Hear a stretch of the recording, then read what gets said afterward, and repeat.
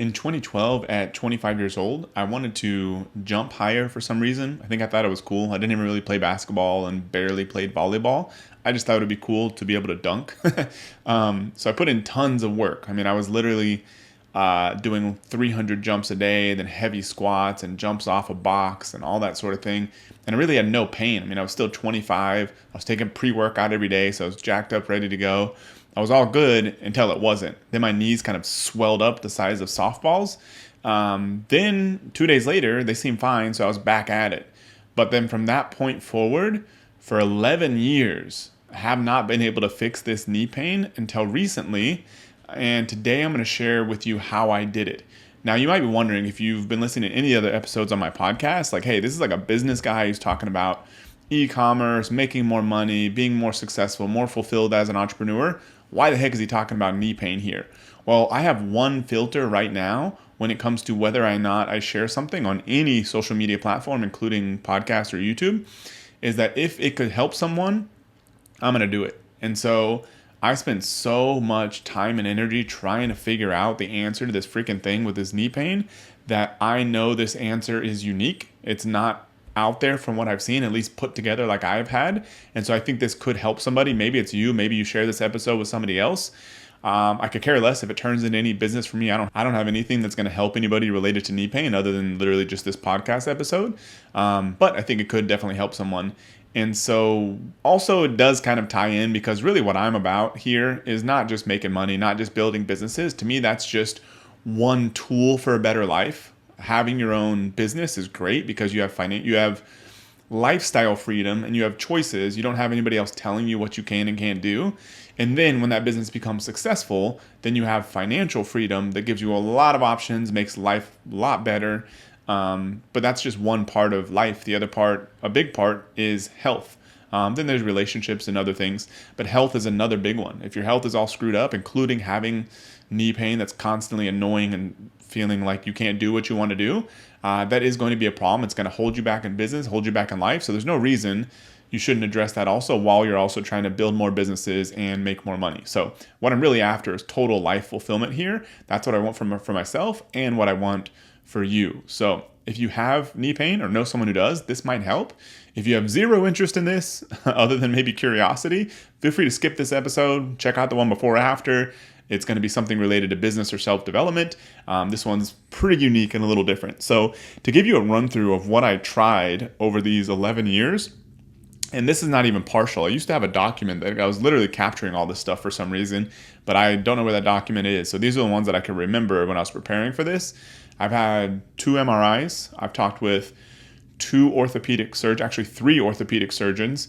I've done physical therapy with 3 different physical therapists, different kind of program, different modalities, including scraping, including more sports-oriented and all kinds of different stuff.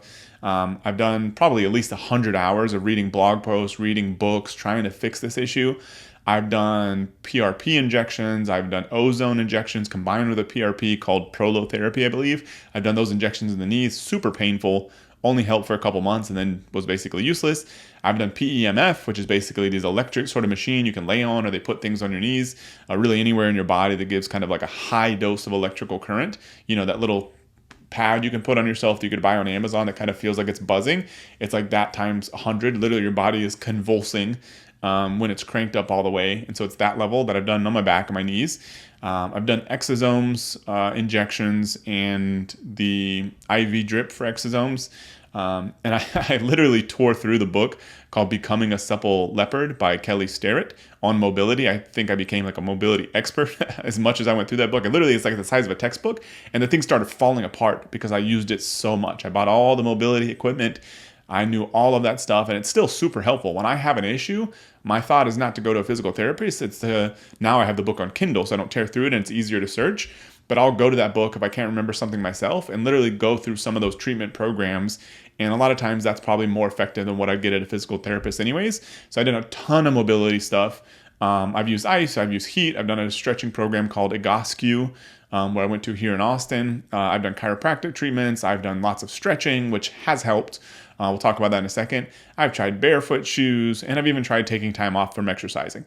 None of that stuff worked. Maybe some of it was helpful. The stretching, I think, was probably out of those the most helpful, but overall, none of it kind of solved my issue. So what did work?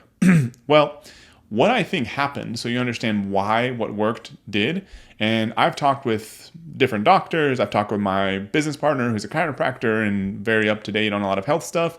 I've talked with my dad who ran medical clinics for 25, 30 years, very up to date on alternative medicine. I've talked to a lot of people, so I'm no medical expert myself, but I've made sure they don't think I'm crazy here.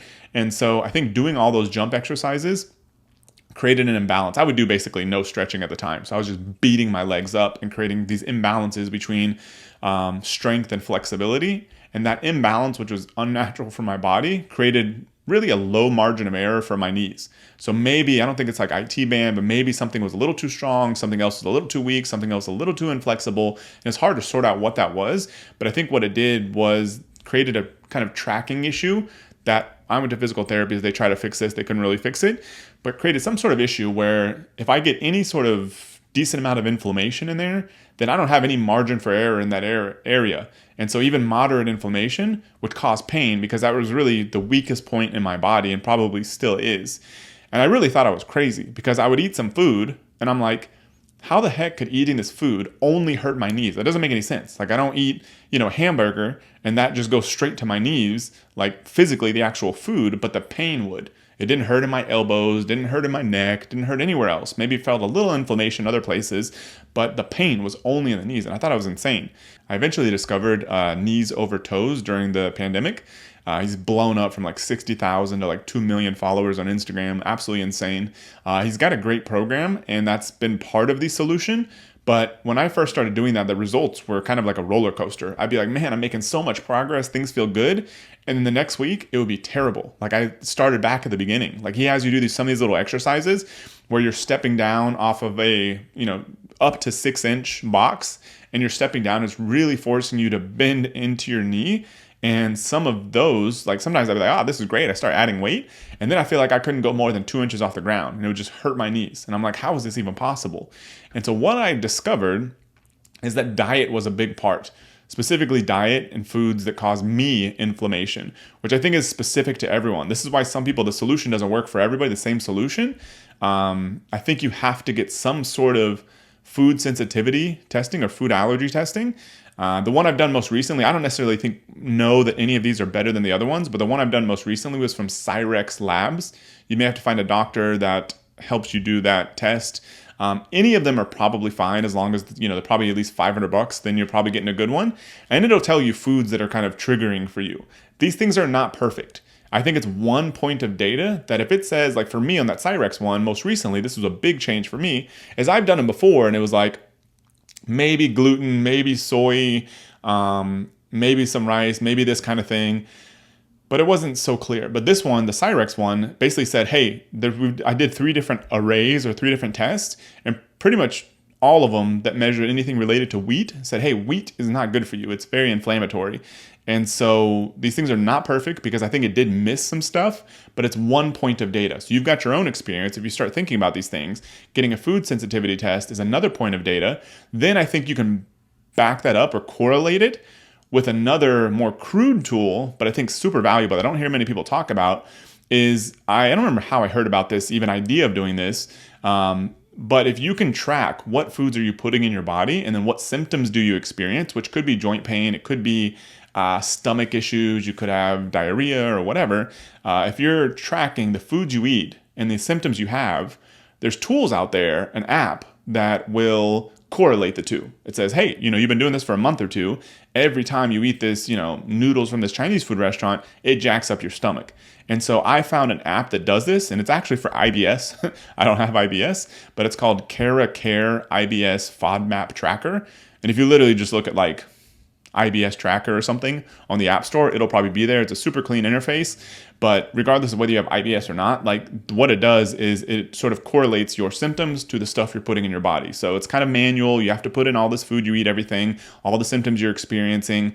But once you've done it for a month or 2, it's going to give you some interesting data. So for me, it pointed out that, hey, when you eat a lot of, especially rice and potatoes and bread, but rice and potatoes, that causes you joint pain. And so that did not show up in that Cyrex test for whatever reason, but I know from that and from my own experience that matters. So for me, what I found out is that what my body can handle for whatever reason, maybe I need to improve my gut health or something, I don't know about that part, but what I know to avoid is wheat, rice, potatoes, and corn. And from what I remember, if you look up the highest glycemic load foods, which once again, I'm not a health expert, but my understanding of glycemic index is what spikes your blood sugar fast, and glycemic load is what kind of keeps it elevated for long term. Feel free to correct me if I'm wrong, but all those foods are high on glycemic load, cause sustained kind of inflammation, or can cause sustained inflammation in the body if you're sort of sensitive to those foods.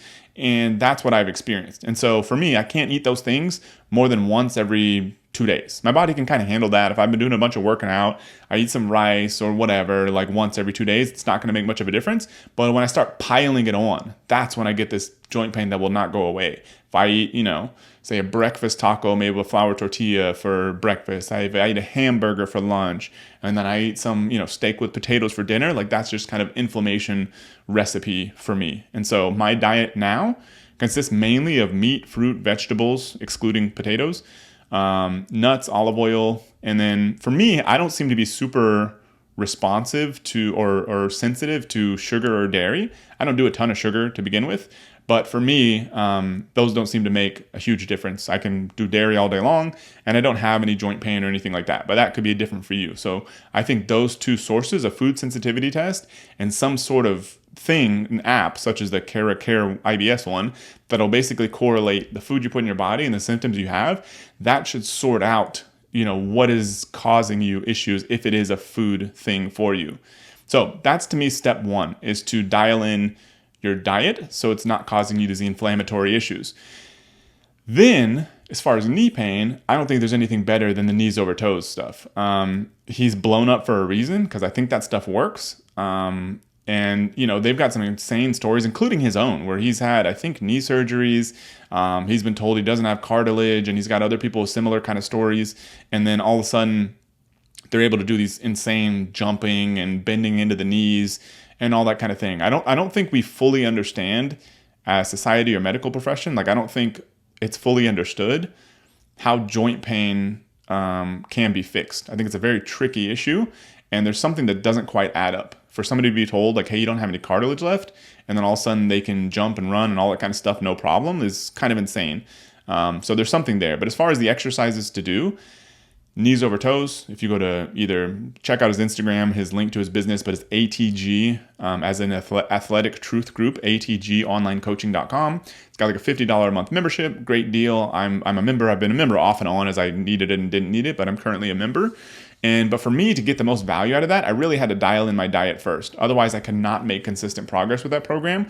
Once the diet is dialed in, then I believe he has all the right exercises to make your knees much more able, which is why part of his stuff he calls knee ability, meaning that you feel comfortable and you get used to bending all the way into your knee without there being pain. And it's kind of, from what I understand, it is possible to make some of those tendons stronger. And so I think that's part of what's happening.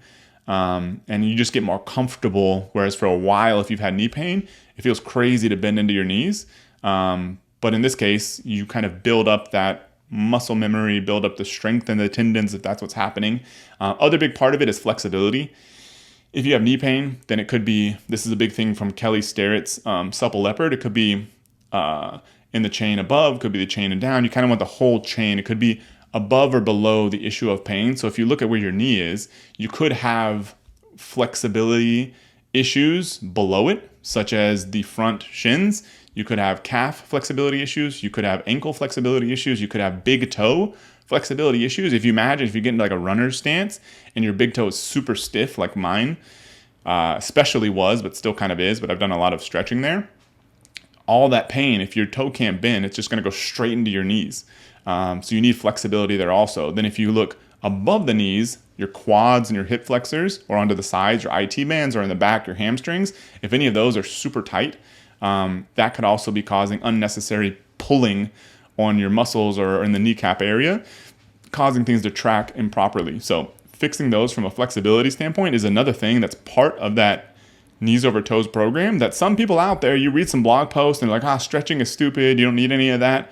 I'm just telling you what works. And what's worked for a lot of other people in that program is that logically you think that it would make sense that if in a sport or even just say walking down a stairs, you miss a stair or something, you have to take a deeper step. If you have to bend deep into your knee, you have to imagine that it's going to help if you've got a lot of extra range and motion in your quads, in your hips, in your IT band, in your ankles, all that stuff. That's kind of like, okay, this movement, like my body's able to handle that no problem, versus if everything's so stiff and you don't move perfectly, then all of a sudden your knees basically explode. That makes sense, even though some people will say that doesn't work, but worked for me. Counterpoints, is this going to work for all knee issues? Probably not. If you've got issues, other parts of your knee, maybe this whole thing won't work. Can it work post-surgery if you have an ACL tear, any of that kind of stuff? Maybe. I mean, I would check out that knees over toes. Huge proponent as far as the exercises. Reducing your overall inflammation is going to help with almost anything, including things such as brain fog and other joint issues, skin issues. All that stuff can be helped by reducing inflammation, and dialing in your diet is one way to do that. So that was it. That's my story on the knee pain side. Hopefully somebody finds this to be valuable. If you do, that's awesome. Now, from this point forward, I'll be going back to more topics related to business, self-development, becoming more successful, and thriving as a business leader. So hopefully check out some of those episodes, and I'll see you tomorrow.